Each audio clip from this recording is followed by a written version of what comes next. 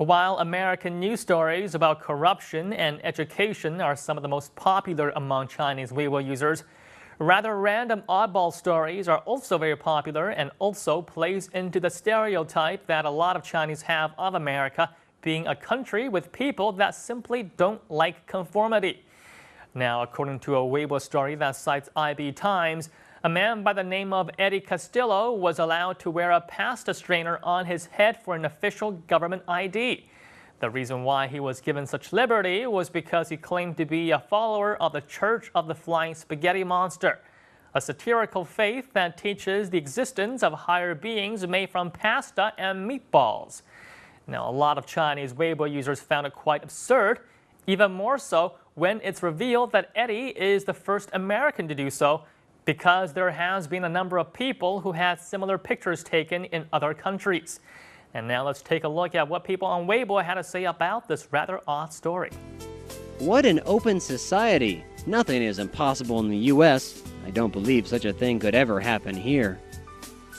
I can't believe this guy actually pulled it off. Our government would never agree with that. I have to say, this religion is very cute. Can I join? Does it have any restrictions? He is not loyal at all. True pastafarians can fly on meatball spaghetti. This guy instead needs a driver's license. If you want to fly the flying spaghetti monster, you just need to treat me to some spaghetti. Is this thing a joke? I don't think the government should allow this, since people would copy his action and create chaos. What a funny religion the flying spaghetti monster is. Having such a loyal follower shows that most people are living hard lives in reality. Otherwise, people wouldn't need to look for joy in such odd places.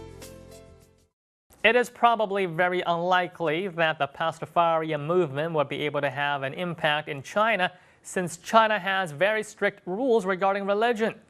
According to survey results from Pew Research Center, as well as surveys from Oxford University and China Today, about half of Chinese people are non-religious, being either agnostic or atheist.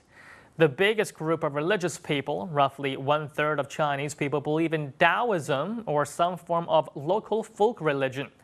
About 2/5, or roughly 18%, practice Buddhism, and 4% are Christians. 2% practice Islam, and another 4% practice religion that's indigenous to certain ethnic minorities. Now, the Chinese government doesn't tolerate unauthorized religions and often refer to them as cults. Confucianism, in a religious sense, characterized by Confucian temples and rituals and sacrifices that pay respect to Confucius, is a new growing trend in China. And whether or not it's a form of religion has been a topic of debate for more than 100 years.